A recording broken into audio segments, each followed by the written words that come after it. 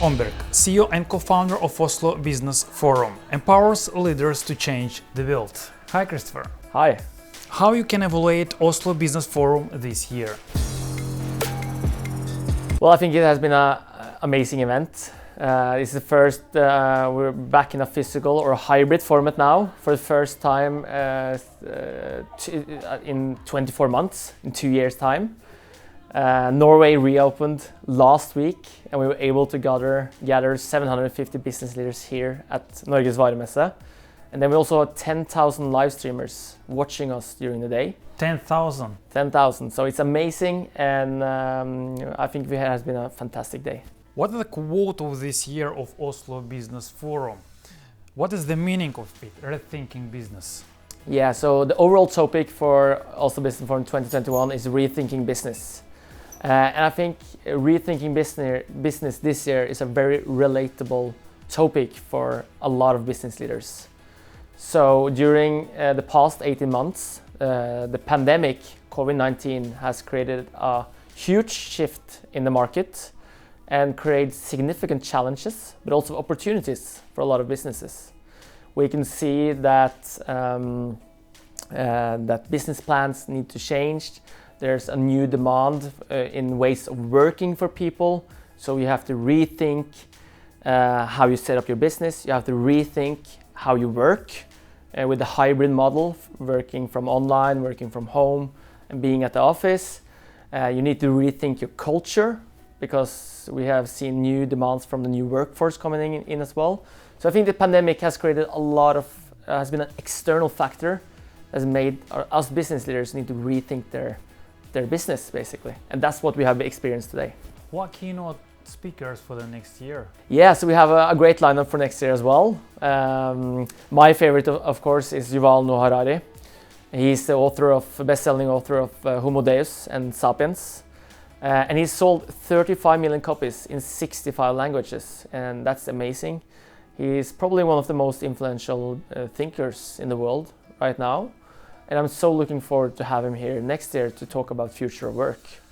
And we don't only have him, we have Amy Edmondson, a legendary Harvard professor, to teach us about psychological safety, because I think also that is a very relatable topic for many these days, to create the psychological safety among the workforce. And if you're able to create a psychological safety, that they can dare to be themselves, they can dare to fail, then you will be able to have innovation and growth in a much better way than you have today. And then, of course, Steve Wozniak, co-founder of Apple, and Martin Lindström, one of the most influential people in the world as well. How did you get idea to start Oslo Business Forum? When was the first forum? The first forum was back in 2016. But before that, we were actually students at BI Norwegian Business School. And we were organizing events in the student union there. And then we got the opportunity. We were trying to attract a big international star to the student union at BI.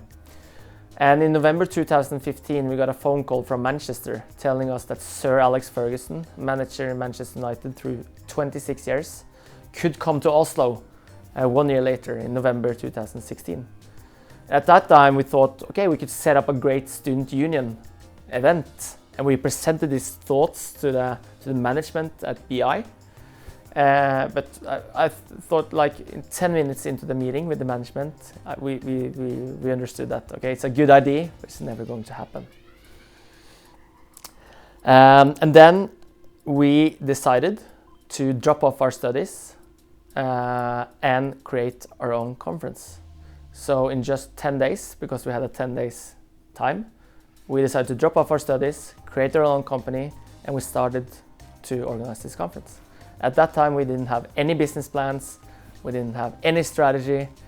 Actually, the name Oslo Business Forum wasn't created either. So the only thing we knew was that we were going to set up a conference for business leaders with Sir Alex Ferguson as a keynote speaker. And that was the start. Over the 5 years, you probably met a lot of influential and interesting entrepreneurs. What insight did you get from them as an entrepreneur? Well, a lot of insights and Let's say and knowledge. let's 3 of them. 3 of them. Yeah. Well, one, I think if you're an entrepreneur, you really need to have the really passion for changing something and creating a significant change in the community. So I don't think it's enough if you're just out there for earning money and those kind of things. If that's your motivational part, it can be a trigger as well, but I think you need to combine it with a strong passion and purpose for something, because there will be, in my experience, is that entrepreneurs, they don't accept no's.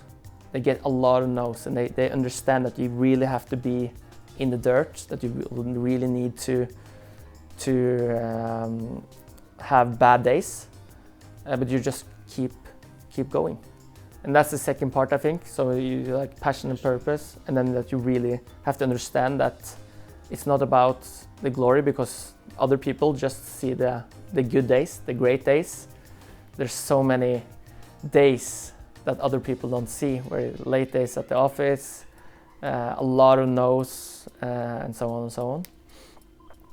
And the third thing I would say that I learned from other entrepreneurs is to surround you with great people. And I think that is for life in general as well.